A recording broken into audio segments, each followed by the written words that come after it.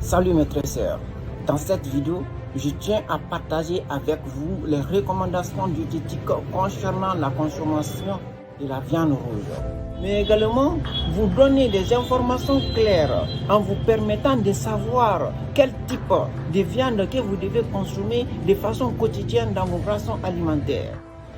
Avant de commencer, j'aimerais que vous cliquiez sur l'option suivie pour vous permettre d'être abonné à mon compte et de ne pas rater ma prochaine vidéo, Inch'Allah.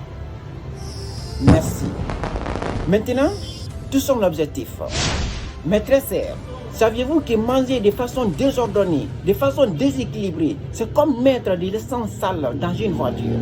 Imaginez le résultat. Selon nous, les diététiciens, nous les spécialistes en nutrition, la viande rouge était mal nécessaire. Pourquoi? Parce qu'il faut limiter la consommation de la viande rouge. Évidemment, la viande rouge a une valeur nutritionnelle très appréciée car elle contient des nutriments vitaux comme la protéine, les lipides, les vitamines, vitamine B1, vitamine B2, vitamine B9, vitamine B12, vitamine B6, des minéraux, le zinc, le fer, des oligo-éléments comme le sélénium. La consommation excessive, sans modération, de la viande rouge, mais également la viande rouge transformée comme les corned beef et autres, peut vous provoquer des états de santé graves. Parmi ceux-ci, il y a entre autres, numéro 1, l'augmentation des risques liés au cancer.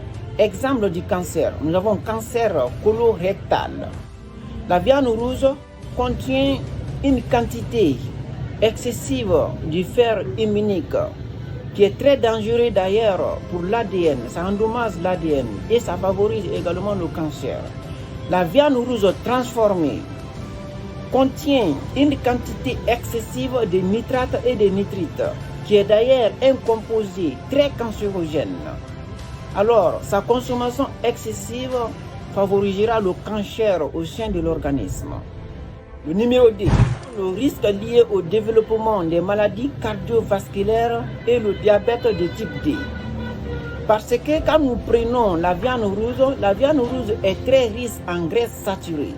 Et les graisses saturées favorisent l'accumulation, la production et l'augmentation du taux du mauvais cholestérol au sein de l'organisme. Le mauvais cholestérol, à leur tour, favorise certains effets négatifs au sein de l'organisme, tels que l'obésité, tel que le rétrécissement des vaisseaux sanguins. Ces effets déclenchent non seulement le développement des maladies cardiovasculaires, mais également le diabète de type B. Le troisième, le déclin cognitif. Qu'est-ce que je veux dire par là?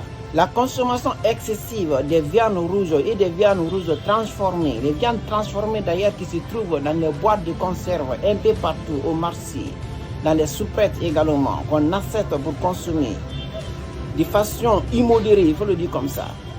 Ça provoque le déclin cognitif, c'est-à-dire la baisse progressive de la capacité sensorielle et intellectuelle. Le quatrième et le dernier, les problèmes liés à la cuisson.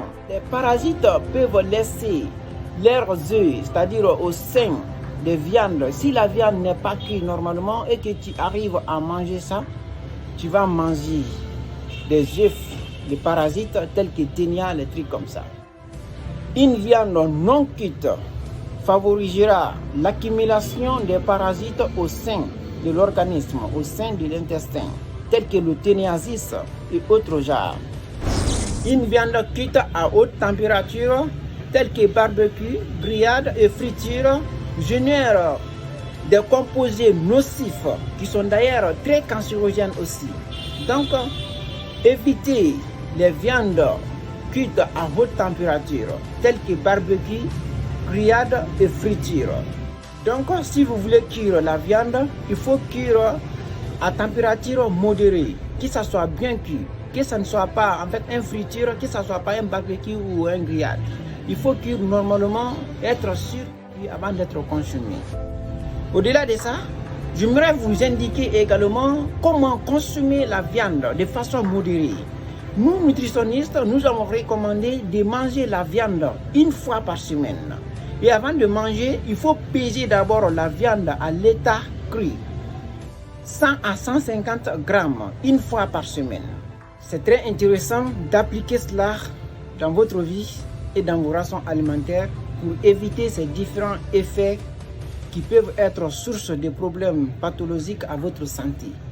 En résumé, il faut consommer la viande de façon limitée.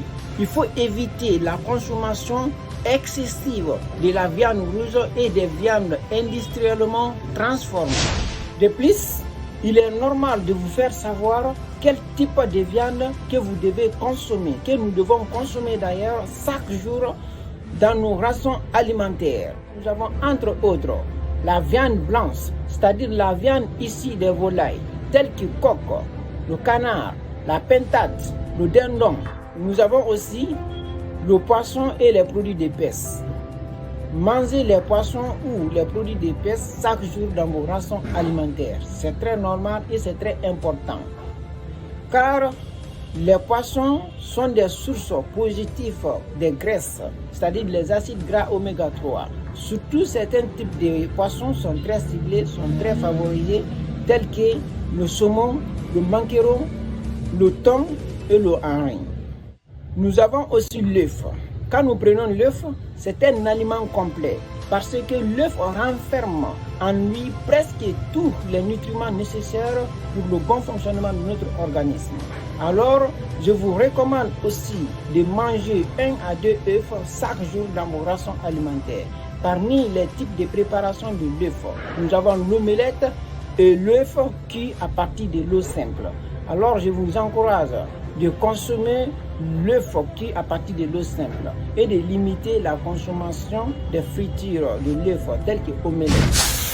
Au-delà de ça, j'aimerais vous remercier avec toute sincérité pour votre temps. Votre santé est ma priorité. Votre coach Nkrumah. À la prochaine, Inch'Allah. Merci.